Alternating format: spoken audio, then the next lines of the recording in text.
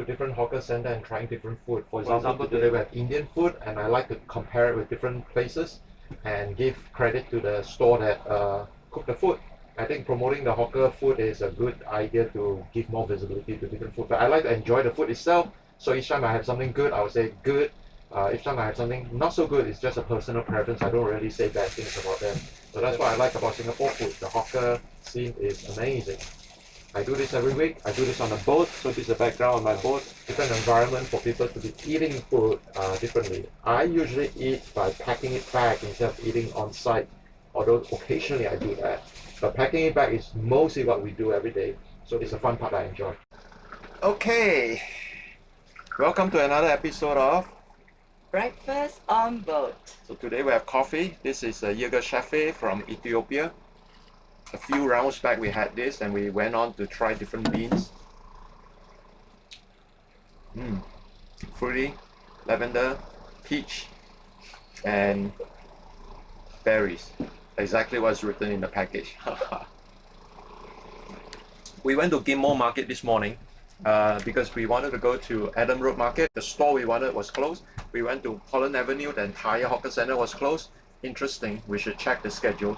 So went to Ghim Moh, which is nearby, and experience a new range of food that we never been there for a long time. I ended up buying a packet of local coffee ground.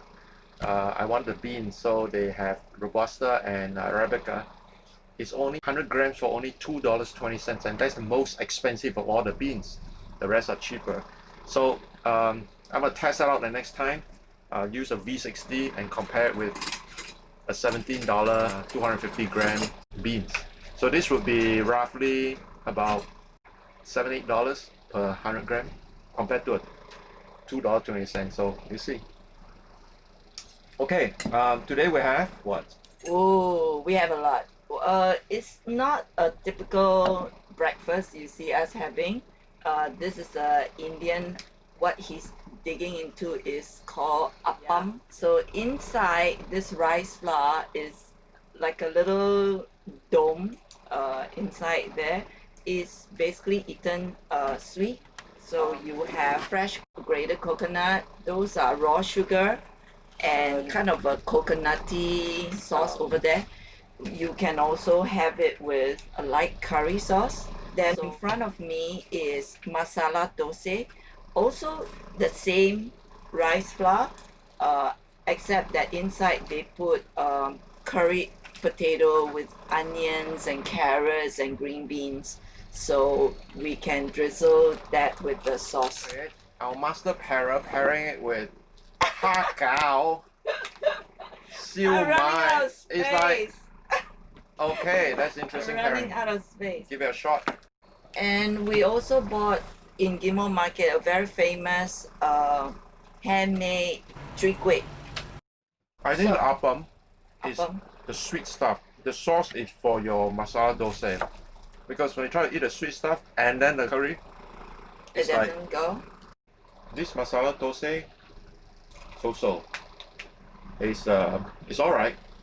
Maybe, I mean, this stuff you cannot pack home and eat because the crispiness just disappears. Yeah. You gotta eat it there. Of course, the best masala dosa is in India.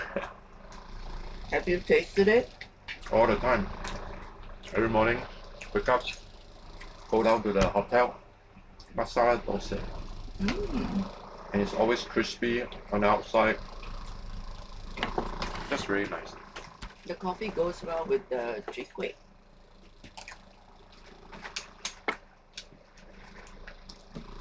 This is alright. Somehow it has like a fishy taste, right? I don't know why there's a fishy taste to it. For dim sum, you want to buy dim sum and take away. I would say Tiong Bahru dim sum is pretty good, but not the ha cow. They don't have ha cow. The ha cow I would say that's good is of course Sui Chun. But the other one is Tanjong Ru Pao, which has many stores around the country. Okay, with that we'll end this morning breakfast on board. and we'll do some videoing of the work that I do later. Alrighty.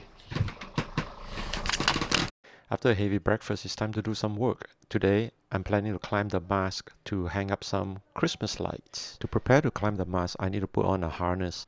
It is similar to those used by tree climbers and building climbers. It's quite heavy duty and not the same for bouldering, which are lighter. I had trained at home on an empty wall and have done the mast climb several times earlier this year. So I'm quite comfortable, but still, it's very physical. And I have double safety lines to be very sure. Here's the mast, and I'm prepared to hook up onto the line on the mast to climb up. And there's a funny motion like a little monkey stretching the legs up and crunching the knee up to the chest and standing it up again using a lot of core muscles. Once I reach a height that I need, I just stand on two leg straps, which gives me some time to hang up the Christmas lights. So that evening, we had Christmas light on the mast. So this clip shows that I'm climbing the mast after Christmas to remove the lights, which had been entangled because the wind had been blowing it. Here you could see that I'm climbing on the left hand side, a little bit of a zippy motion, squeezing my abs, my core as I stand up on the leg strap. See, I'm stretching out to the far end of the spreader to remove those entangled lines. I'm quite comfortable hanging out there. Need to continue to engage my core and my leg muscles to stay in position. The harness can be quite uncomfortable if you sit too long on it. It squeezes the muscles between the inner thighs, and so I have to continue to stand up a little bit to shift the weight to the legs and then shift it back to the thighs and repeat that again. So it is not comfortable all the way up there, just enough for you to have some stability to do some hard work. If you need to do some precision work like drilling or screwing some tiny screws, and if the wind is blowing up in the mast, it sways quite a bit, takes a bit of courage and dexterity. And I'm only climbing half of the height of the mast today. I've not even gone to the top of the mast today, where in strong winds, the sway can be very violent and I have to hug onto the mast to hang on to dear life. But the positive part is you're rewarded with an amazing view. This is the marina from the top of the mast.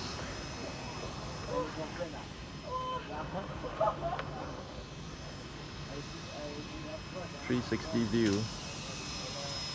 You can hear the voice of Kris down below talking to our neighbor.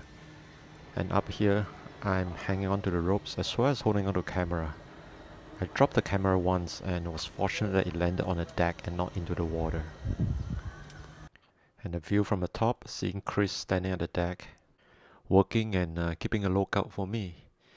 But I prefer the view up here. I really enjoy climbing the mast and it's really fun. Well, what goes up must come down, so eventually I'm coming back down using a descender, which allows me to slide down in a controlled manner. And along the way, I'm trying to fix some of the things I notice as well. It's so nice to be back and give the muscles a good rest. I'm so tired. And maybe enjoy a cup of tea later.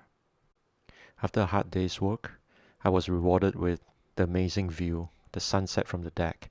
Just sitting here, having a drink, a cup of tea. It's so enjoyable.